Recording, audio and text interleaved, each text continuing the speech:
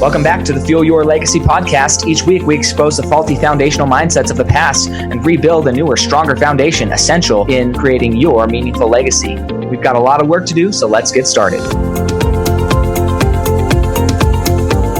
As much as you like this podcast, I'm certain that you're going to love the book that I just released on Amazon, Fuel Your Legacy, The 9 Pillars to Build a Meaningful Legacy.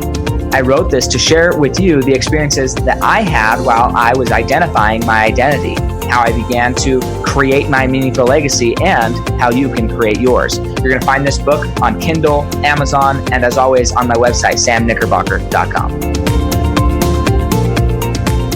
Welcome back to the Fuel Your Legacy, and we have another fantastic guest coming in from just on the other side of Phoenix, actually, this time, which is phenomenal. I like meeting with people who are close. We're still doing it over Zoom because it's just a little bit easier sometimes. But I'm grateful that I got to meet him. We both were supposed to speak at the same event, and then I ended up missing that event, so we didn't end up meeting each other there, but still got connected on social media. And his story is just absolutely incredible. It's not something I've ever heard before. And specifically regarding the new focus of the podcast, as far as what questions do we need to ask ourselves to lead to a happier, healthier, more fulfilled way of being. When I heard his story in detail, I said, hey, I would love to have you on the podcast because I think it's something of worth. So today we have with us a fantastic gentleman named John Antonucci. And we were discussing if I was going to be able to remember his name, but I think I got it. Yes. It's a unique one, a little bit like mine, but super excited. And he's all over in the leadership development specifically, or really focuses in on the corporate leadership aspect and how to be a better leader in a corporate setting. But the nice thing about leadership is leadership principles are applicable in every form of leadership. So it's not just because you're maybe not in a corporate setting, you're definitely going to be riveted, held captive by this story. And also there's tons of lessons to learn along the way. So John, thanks so much for taking the time to share your story with us, and go for it. Enlighten the people. Hey, it's a privilege to be here, Sam. I appreciate you inviting me onto your podcast. And, my story, it's both unique and it's not at the exact same time. It's not because we all have things that have just brought us to a place of growth. And my story is, I think it's unique because so many people go the opposite direction. So just a brief synopsis of kind of what I've gone through in my life. I grew up in a very sheltered environment, but an environment that was very, very conducive to success. I started my own business, the first one at 7 years old, mowing lawns and doing other yard work. And by the time I was 12, I was working in 5 different little areas in our small town and probably bringing in more money than any sane 12-year-old should. But it was right around that time where I also got into martial arts. And in martial arts, I quickly advanced. That was the first time that I stepped into a place of leadership, was when the instructor was stuck in traffic and the other parents of the class said to me, hey, we think you should teach. And I was like, oh, no, I can't. I'm not the highest rank. I'm not the oldest. No. And they were like, well, we're paying for the class and we asked you to teach. So go ahead and do that. And so I stepped in front of the class, and that was my first real leadership experience, terrified out of my mind, but we had a great class. And by the time I was 15, I was the assistant instructor. By the time I was 17, I had my own classes. And by the time I was 19, I had over 500 students across the Phoenix metro area that all called me sensei. And things were going well. Had my own place, my own vehicle. Just from a very external perspective, all was well. The problem is that on an internal level, I was not nearly as successful as I was on an external level, and my character was not prepared for the amount of success that I'd had. And so at 19 years old, I made a decision that I will forever regret, and that is I went with some friends, and the bottom line, the sum of that story is that one of my best friend died. And I was charged with arson and occupied structure and manslaughter. And my 19-year-old success came crashing down with a cataclysmic impact.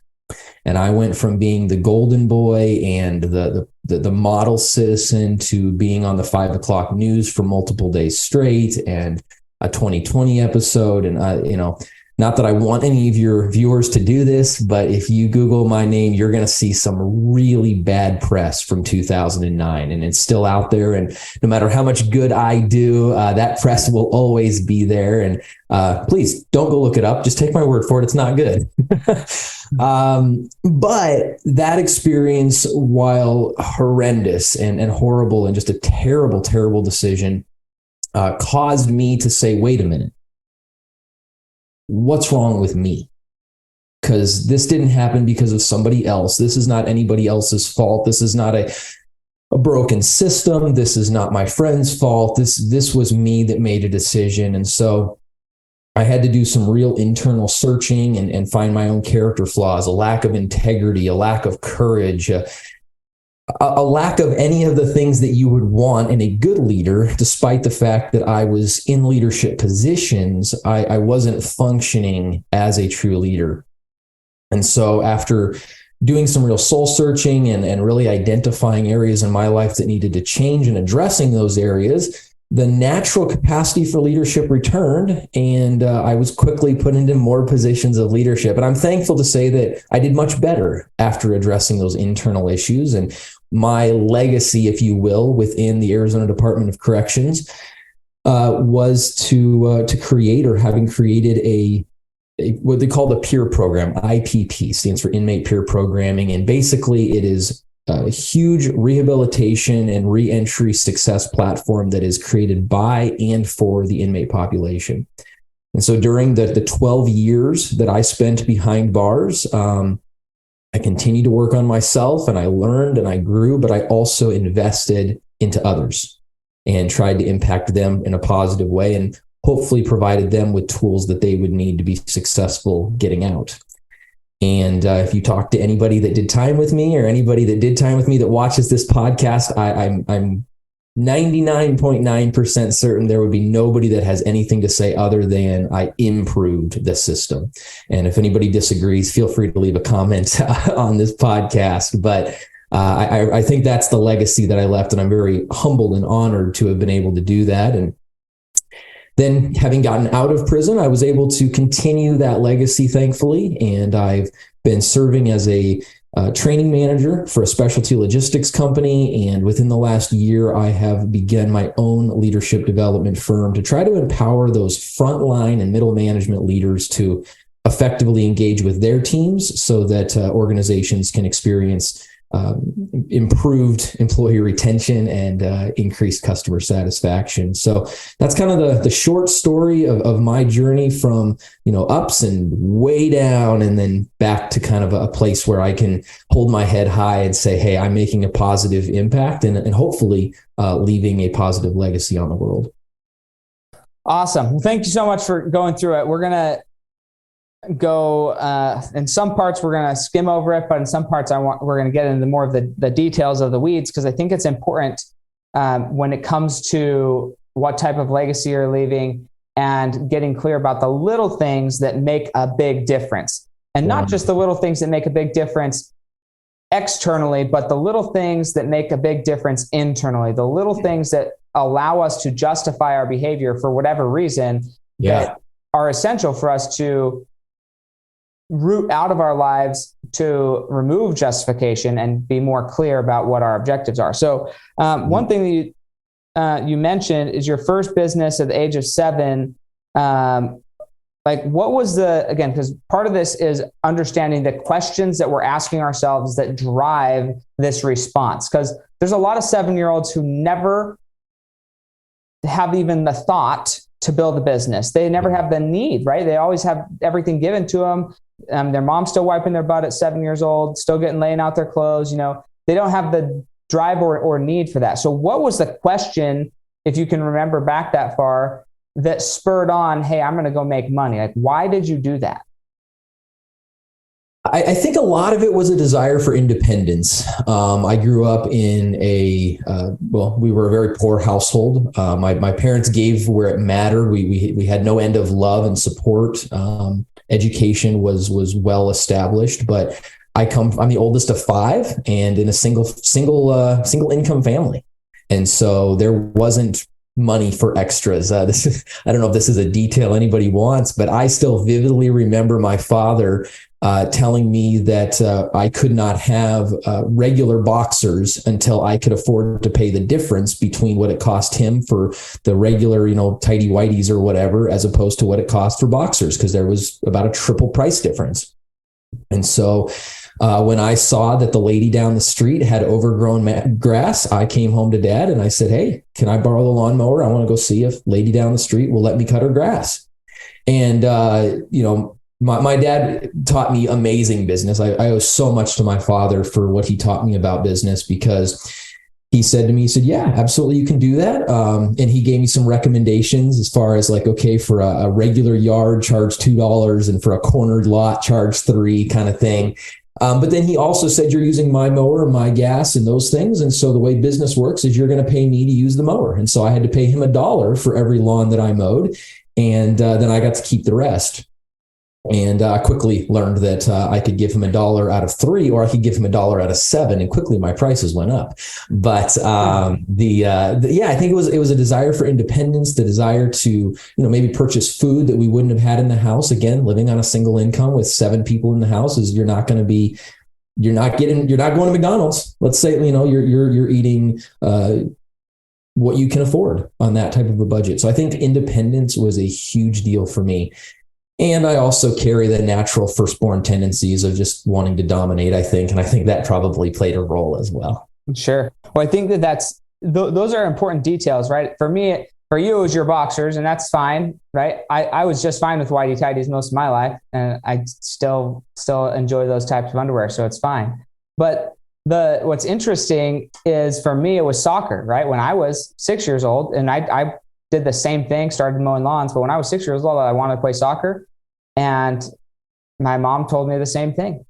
"Hey, if you want to play, that's totally fine. You're more than welcome to. But it costs $50 to get your jersey and your cleats and everything. You can go earn $50. And if you can earn $50 and you can arrange your rides, then you can go play," And it's like, okay, well, I guess that's what's required. And I did it. My brother did it. We did it together. And I think that those are the things. It's like, hey, I want something. Most people, I feel like, when they see that they want something, their question that they ask themselves is not, how do I get it? And I don't know why that is, that they aren't asking like, okay, that's what I want. How can I get that? What can I do in exchange for that? They start asking, who's going to give it to me? And they lean towards the entitlement rather than the initiative of growth. And so that's a key question that same question is going to play a role in the rest of your story as we go through it, but it's the same thing. It's like, what can I do to improve the situation, rather than what can somebody else do for me? Because the very nature of wondering what can somebody else do for me, or why doesn't somebody else do it, it's just a victim mentality inherently. And it's the hardest thing to root out, because it happens in so many areas of our lives that we don't even recognize it. And I'll go for it. I was just going to say, my wife and I just celebrated a year of marriage, and we're not planning to have kids for another couple, but we've been talking about, what types of things we want to instill in our children. And what we've recognized is really very much what you said, both at the beginning of this conversation as well as just now.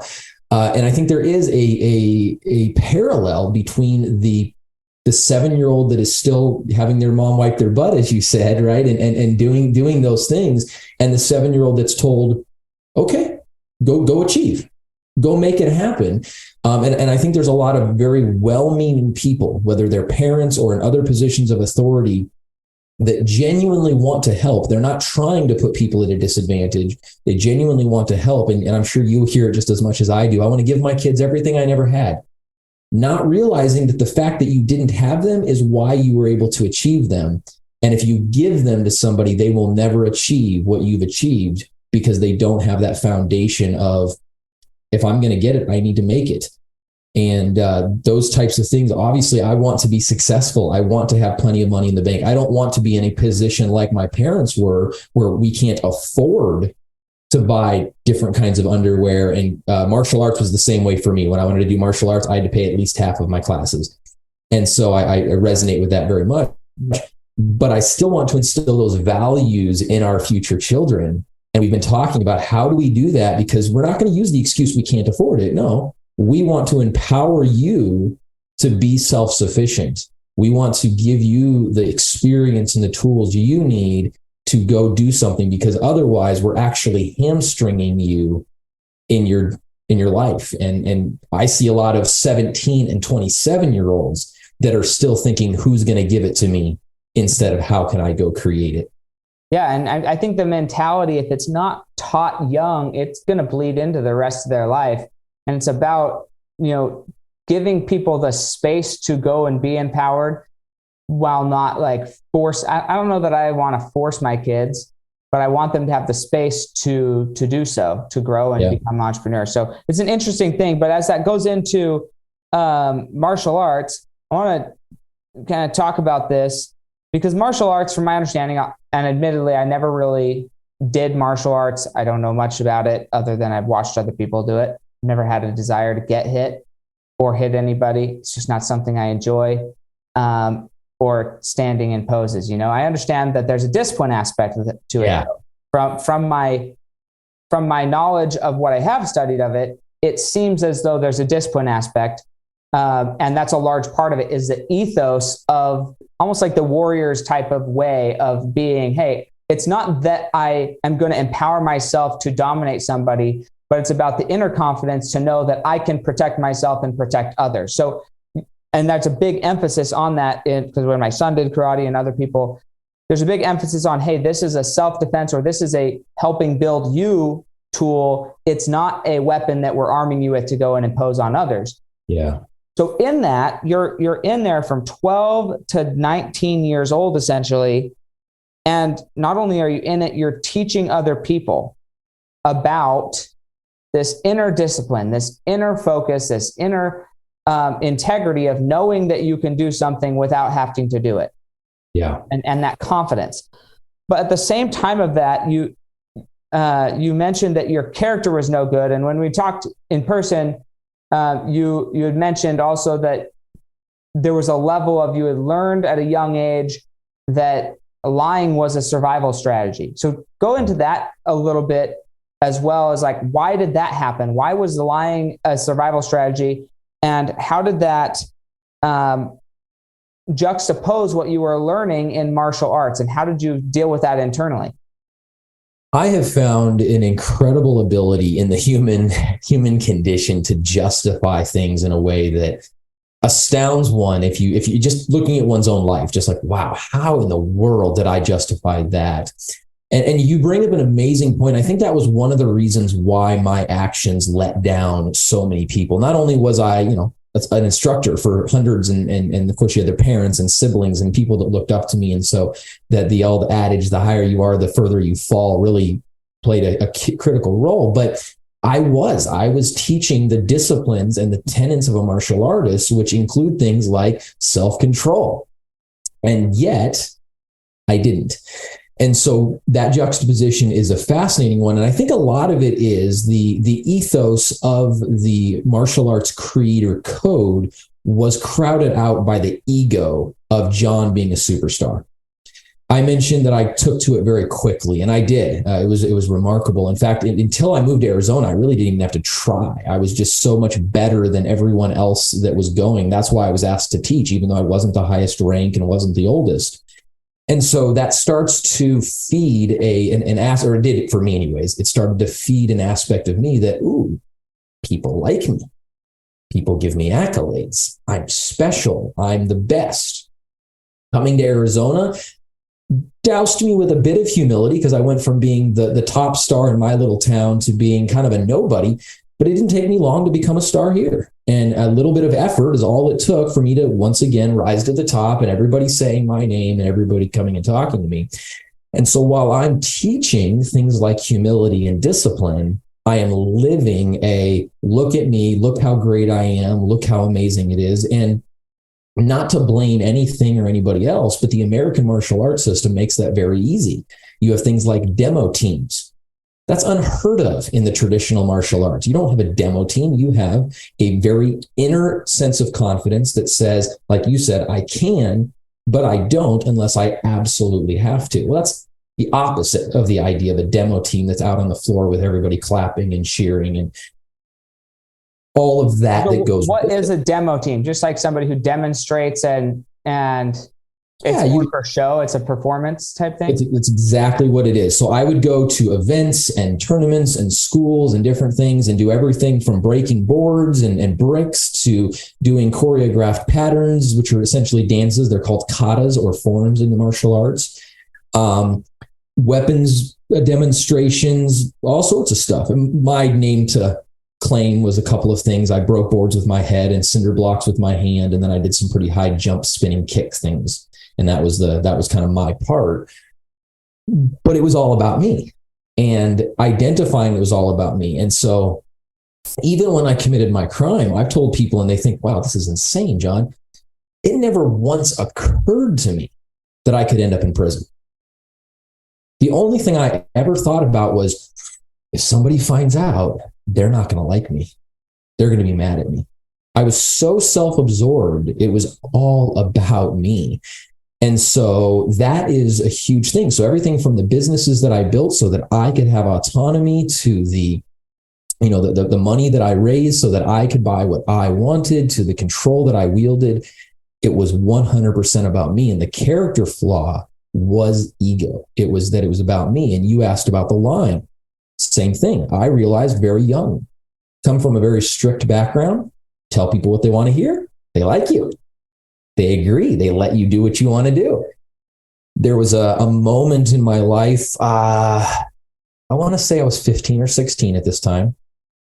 And there was a girl that attended the church that we went to, and I wanted to go have breakfast with her. It was a purely platonic experience. But this young lady had a child, and my parents did not want me to go to breakfast with her because they were concerned that somebody might see us together and assume that we'd had that child out of wedlock. And so it was like, are you serious? Like, there's no nefarious motives. We literally just wanted to go have breakfast. And so in that moment, I realized if I had told them I was going to have breakfast with this guy, there would have been no questions. It would have been just fine. And I could have done what I wanted. And I actually made a conscious decision at that moment, again, 15, 16 years old, that just tell people what they want to hear. Everyone's happier. I get to do what I want. They like what I'm doing. And that was a motto that I lived by for the next 3 to 4 years. And until I realized that there was a significant character issue with that line of thinking. Sure. Yeah. That's, you're not wrong that it works short term, but long term, when the truth comes out, what people want to hear is not necessarily what they really want to hear. And I think that goes into a lot of areas, just like what you were talking about with your kids. When you do have them, how are you going to raise them? You're not going to say, I can't afford it, because that's not the truth. Although that might be a simple thing to say, we just don't want to do it. And then when somebody says, what do you mean you can't afford it? You have millions of dollars. Well, not money for that, right? You can justify away saying you can't afford it, but a better way of saying it is just the truth. Hey, I want to teach you independence, self-discipline, self-productivity, entrepreneurship. And so if you want it, you're going to go earn it, because I want you to be well-adjusted and do that. Okay. Yeah. So sometimes we feel like we don't have to say all of that and we can just give a short answer, but sometimes the short answers are misinterpreted, intentionally so, sometimes, so. And I've been accused of that, the opposite now. I'm so sensitive because I had a reputation. Once everything came crashing down, my reputation flipped, right? It went from being the best to being the worst. And so I'm now so sensitive to the idea that, hey, I don't want to ever give anyone the idea that they need to go, is John telling the truth on this? That I do. I'll over-explain just to say, hey, I want you to be able to take to the bank what I said, and that we have a clear understanding, and you never come back saying, but you said, hopefully, if I said it, you can bank on it, because that is very important. Not to me from a me perspective, but because I recognize that whether I've redeemed my past or not, there's still some level of atonement that has to be made from a PR perspective, because I was a liar. And the only way that a liar is able to no longer be a liar is to be a truth teller. And you can't even bend the truth in those scenarios. Yeah. Well, just to push back on that, not that you and I disagree on any level, right? I agree completely with you, with your approach and with your desire to do it. What I found due to society, because I approached things the same way when I was dating and trying to get married. It was like, hey, here's all my past, and I would just like dump it all out. Yep. And did the same. Some people, many people actually, not just some, like a large percentage of people, they feel like if you over-explain, then that means you're lying, right? You've rehearsed your story so much that you're a liar because you've rehearsed it so much. And so it's like almost sometimes over-explaining has an adverse effect on you and on your relationships and on your credibility, which is a fascinating thing from that perspective. But also sometimes you end up sharing things that really are irrelevant, right? And over-explaining stuff is just it's not needed. So that's the second thing. The third thing is, unfortunately, we live in a world where we may think we are communicating clearly, explaining everything in very clear detail exactly, but because the words that I'm using mean something different to you who's listening, then you may be hearing something different than what I'm saying. And thus the communication is unclear. So you still think that I said something that I didn't, even though I expressly said what I felt and what I meant and what was true at my core. It doesn't always mean that we're clearly communicating. And that's a challenge all around. And I would just invite the audience, if you ever feel like somebody lied to you or you were miscommunicated to, I would go ahead and give them the benefit of the doubt most of the time. There's an occasional time where you're like, no, that guy definitely lied to me. Everybody knew it.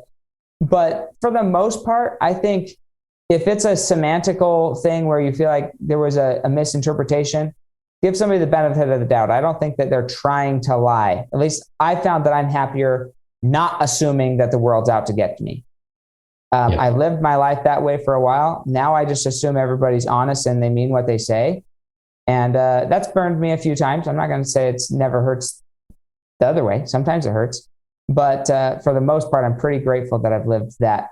Yeah. I think it's always better to, I would rather give you the benefit of the doubt and get burned than assume that you're being nefarious and be wrong. And so I think that just from a human perspective, there are some people out there that will lie to you every chance they get, but it doesn't do anybody any good to live with that kind of victim mindset of who's out to get me. And I think it makes us paranoid and doesn't allow us to achieve our full potential. Sure. So you can go into as much detail as you're willing to. Hopefully you're willing to go into enough here. Sure. But sometimes, because when you explained your story to me and what actually happened, like the play-by-play of when everything happened, I think that it's really easy. And in many cases, they might be able to justify, and you've mentioned this justification thing, but I want to dig into it a little bit deeper, where you might say you could play the story off as in you had a coming to conscious and you ran away so that you wouldn't be associated with what was happening. Yeah, you could have called the cops, which you didn't. But you could say, well, I was just frenzied, whatever, right? There's all these ways that you could explain what happened to yourself in the situation. So as much detail as you need to get that point across so the audience understands why that justification is crap and what that coming to understanding was, no, these were my choices and this is what I'm accountable for and this is what led to the whole thing.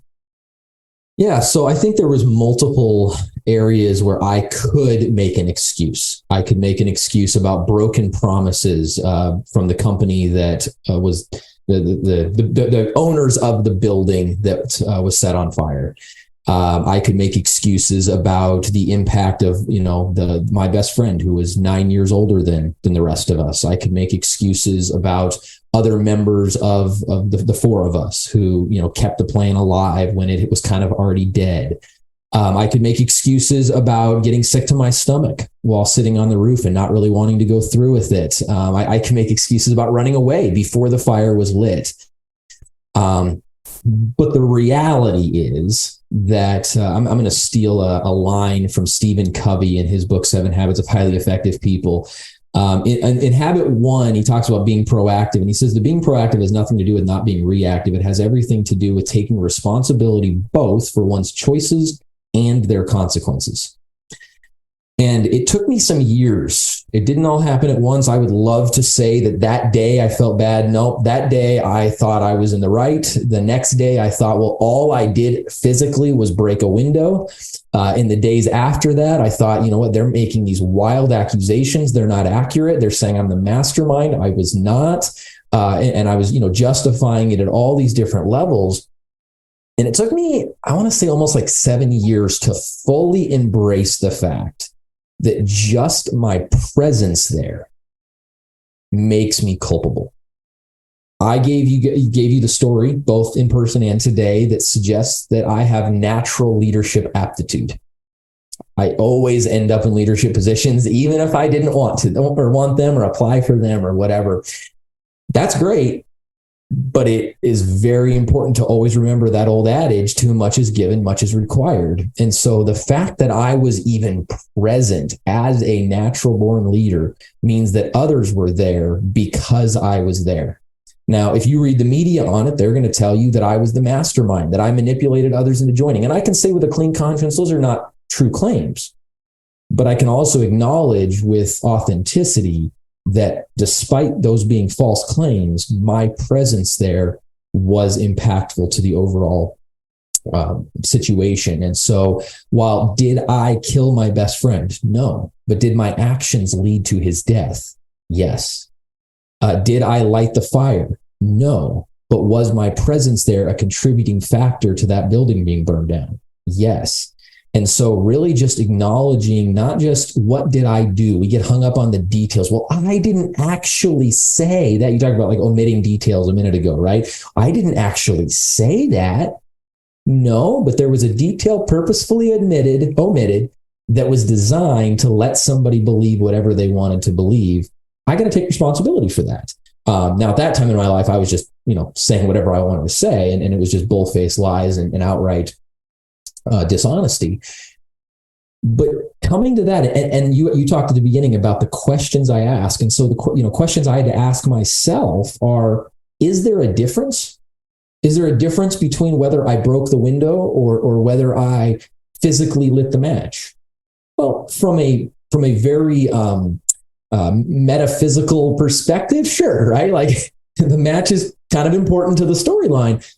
But again, I was there. I have to admit that if I had stood on that roof and instead of just getting sick to my stomach and not hitting the window very hard with my little plier things that I had, if I had stood up and said, guys, I'm leaving, the chances are really, really good that leadership thing would have kicked in and everyone else kind of would have went, all right, this doesn't sound very good. Do I know that would happen? No, I mean, I don't.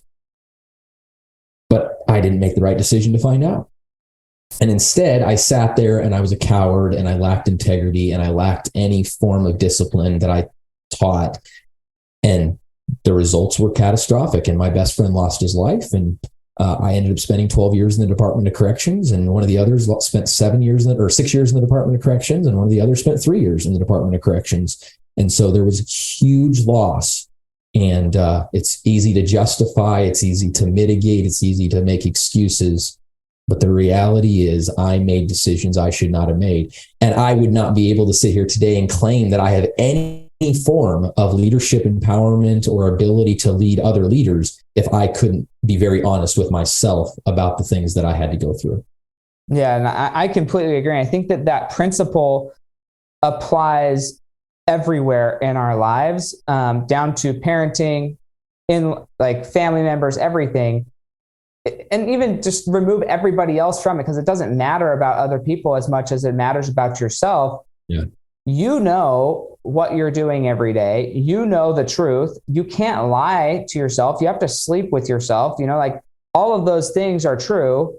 Yeah. And because of that, it's really the best way to have peace in your life is to be honest and clear about what you're doing and not omit things from the truth.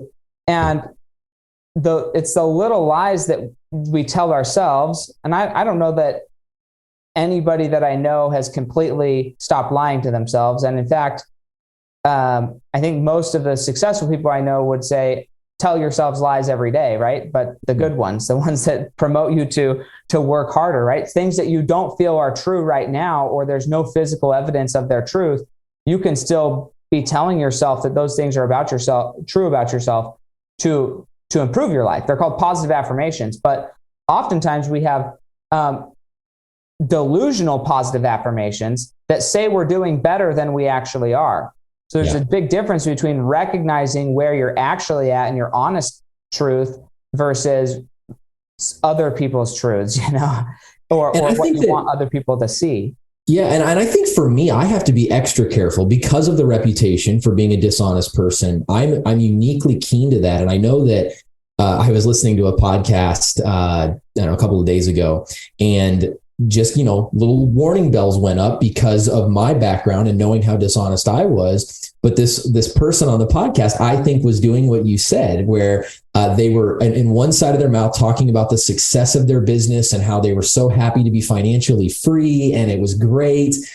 And then later in the podcast, they admitted that they were still working really, really, really hard to get a 6-month emergency fund. And to me, it was like, well, those are incompatible statements. Either you have a 6-month emergency fund and you're building and you have wealth, or you're just living paycheck to paycheck on a bigger scale. And so I think for her, she doesn't have a history of lying that I'm aware of. And so maybe somebody would look at that and go, oh, she's just on her journey. For me, in my business, I feel like there's a super fine line, and I can say things to myself like, hey, we're going to do this. But it's a big difference between we're going to do this and pretending like it's already done. Specifically because of my previous self-aggrandizement, it's important to me that I effectively and fairly represent who I am and what I'm doing and where the company is and things for people. And it's a tightrope sometimes of saying, hey, I don't want to speak negativity into my life. I refuse to acknowledge, I didn't fail. I just now know another way that doesn't work. But at the same time, not making it seem like I can't deal with my own failures. And so there's some growth there for me on every day as I try to balance what you said of those positive affirmations with also realistically looking and saying, wait a minute, am I convincing myself that I'm better than I actually am, which is a very short step away from justifying actions that, people like me if I say this. What's the difference between I'm going to lie to my parents so they'll like me and I'm going to misrepresent the status of the company so that the client buys from me? Very, very short, space in between those two, I think.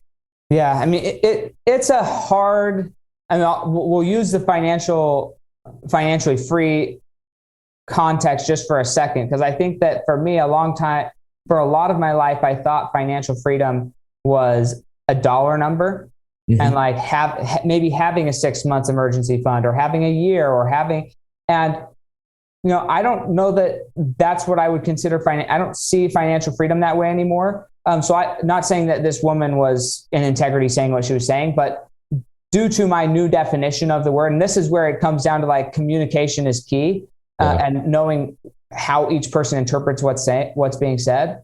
I think financial freedom and time freedom is getting to a point where you're in control over where you're putting your money rather than how much money do you have. Because I think you could be financially free, living at a higher income and not have savings. And you're making a choice to always be on the edge of financial freedom and maybe not be financially free versus somebody who has passive stream of income, enough money and investments that theoretically they could never not have enough money. But the reality is anybody could go blow enough money. And so their choices every day everybody's only one day away from financial freedom or financial destitution, right? If you think of like Prince was a very wealthy person, had a lot of money. When he died, because he didn't have the proper structures in place, he didn't have the proper trusts, wills, insurances, everything, almost all of everything he had accumulated went to the government and taxes and stuff. It didn't go to his family because he didn't structure things properly. So he might have been very financially free, but that didn't translate. It was one day. of the wrong choice, right? So I think that there's a lot of definitions in that regard, but at any rate, I think that the principle of it's innate human. So I studied neuropsychology. So I got into the leadership game after I got into the psychology game. And what's fascinating about your brain is your brain's job, primary function, is to keep you from harm, keep you alive, and keep you away from harm. That's its objective. And with that objective, if we always thought negatively about ourselves, we would go insane. And so your brain's job is designed to reframe your reality in a self-empowering way. It's its job to. Now, sometimes it gets a little bit destroyed, I'm going to say, when you've had enough putting down and other people have abused you verbally, physically, mentally, emotionally, sexually, whatever, enough that they've degraded that. But what I found is even the people who are at the depths of their depression, even they are still making commitments saying, look, it's too painful to be here. It'd be less painful not to be here. Their brain is still creating scenarios in their mind where it's like, how do we minimize pain? How do we minimize suffering? Even if minimizing that suffering means taking our own life, it's still minimizing suffering.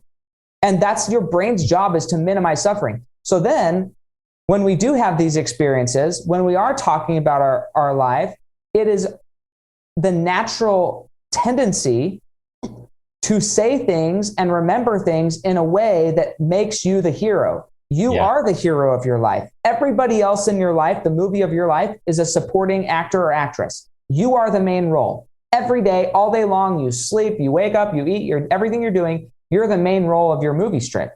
And so your brain is always restructuring it that way. I have to do this with my wife all the time, where I'm saying like, well, this is the way I remember my childhood. This is the way I remember things, but I'm fully aware that like, I remember myself as a freaking god, right? I remember myself as service-oriented, loving, caring. Yeah, I was a jerk to people, but I did it like Thanos, out of love.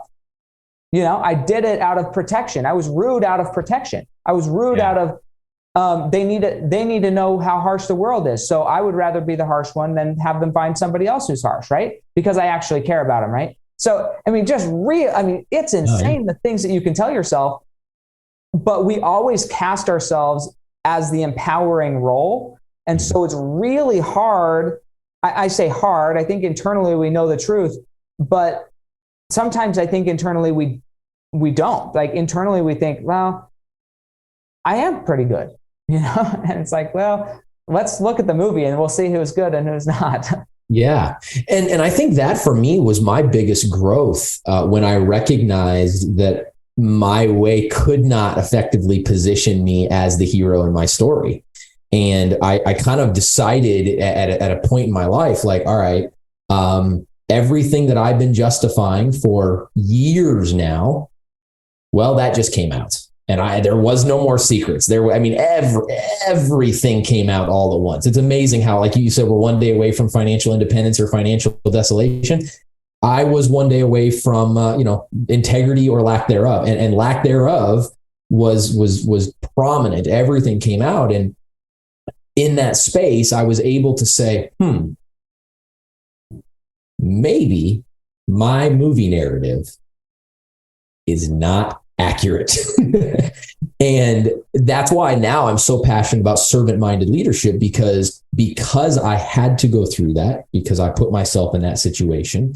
I've been able to say, okay, I can actually put somebody else first, but it was only because I got my biased narrative ripped to shreds. And there's the saying, as a neuroscientist, you know, right? There really is that idea of rock bottom. People don't make dynamic changes unless they hit a substantial life event, and usually that is rock bottom.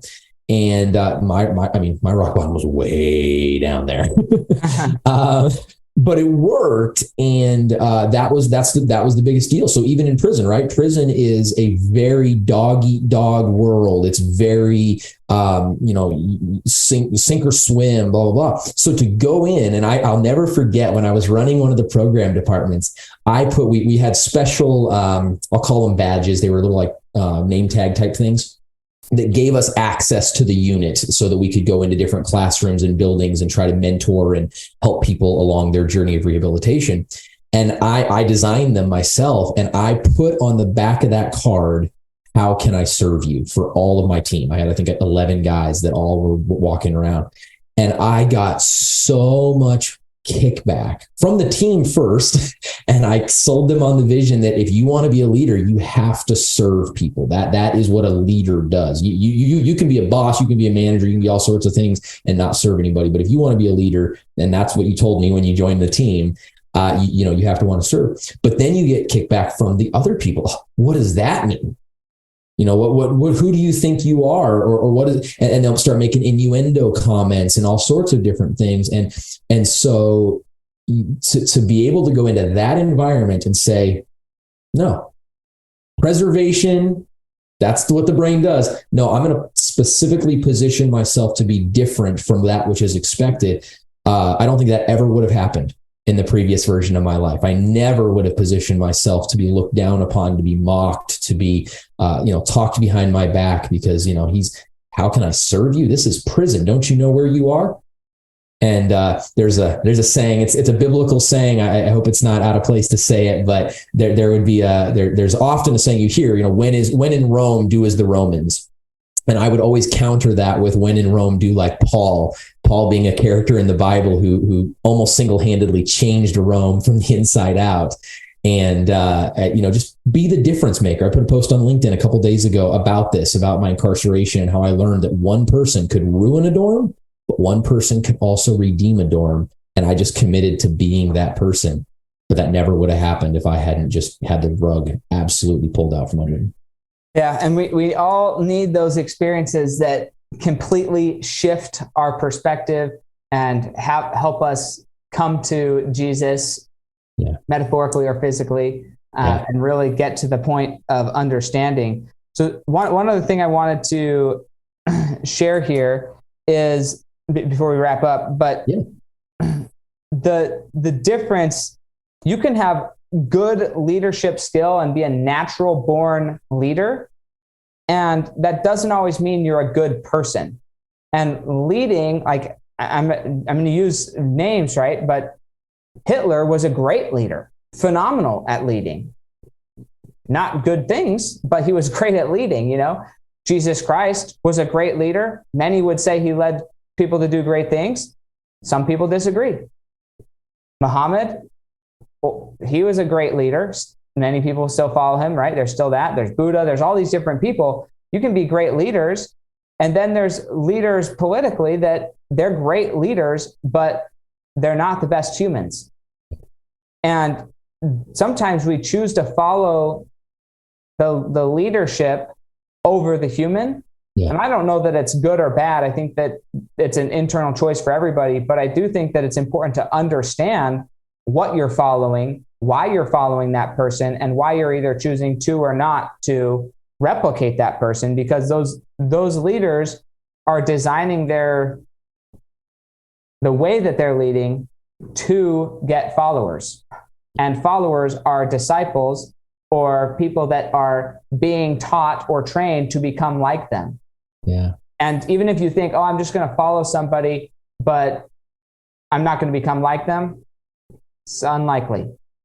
You bring up an amazing thought, and it's I love the fact that you're bringing this up, because what we're really talking about is the difference between effective leadership and charisma, right?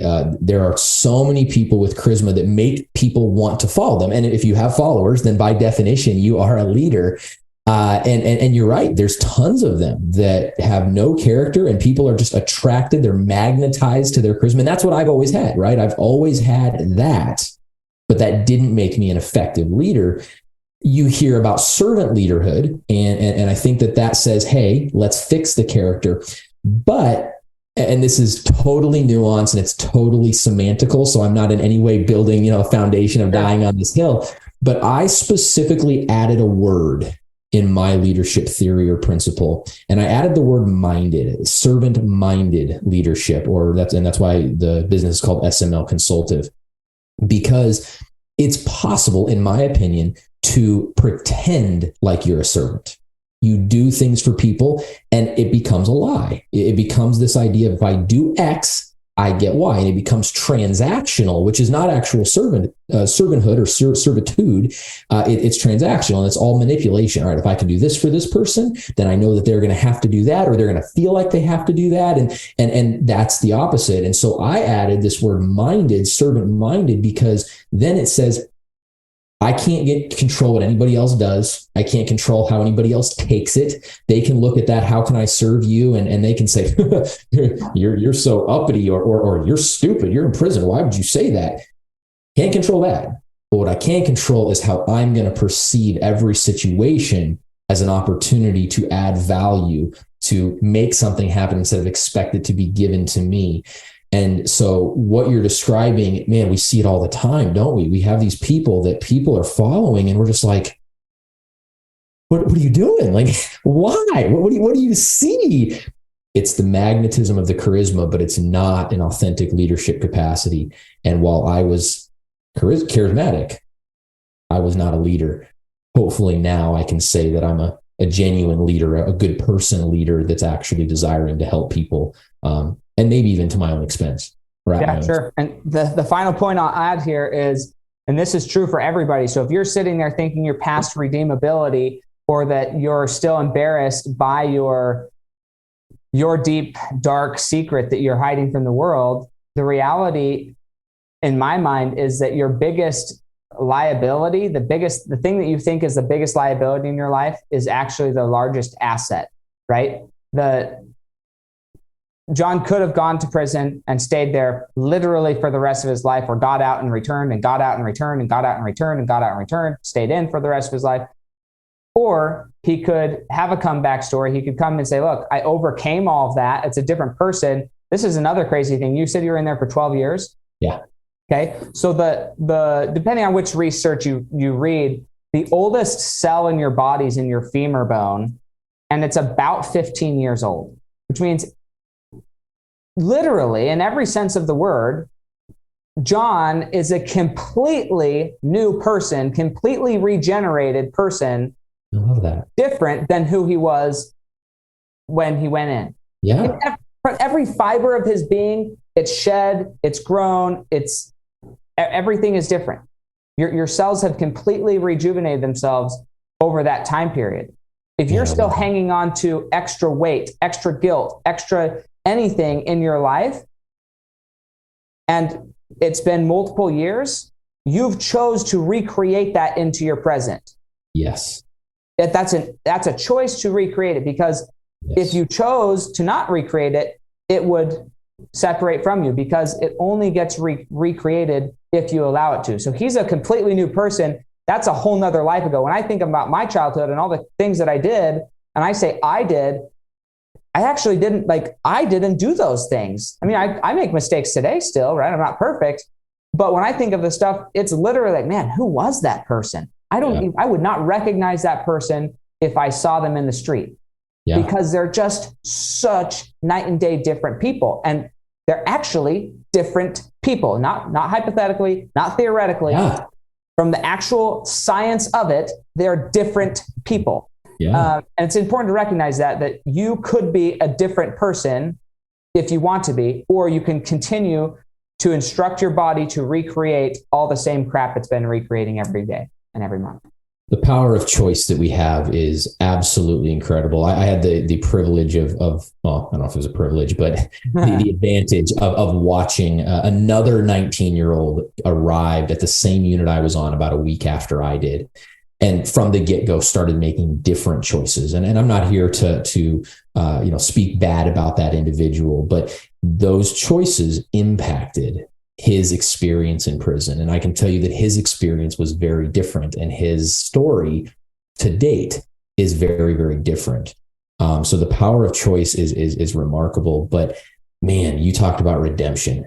There is no such thing as an unredeemable person, in my opinion anyways, because like you said, we can make different choices, and you can't change yesterday's choice. I cannot unlight that fire that Josh lit. I can't unkill Josh. All I can do is make a good choice today. And so can every person listening to this podcast. Awesome. Well, hey, thank you so much for sharing your story, sharing your principles of leadership that you've learned. I think they're absolutely essential and impactful. And if we can all adopt them into our life, we're all going to be happier and more servant-minded leaders in our lives. And it's going to make the world a better place. So thank you so much. And we'll catch you guys next time on the Fuel Your Legacy Show.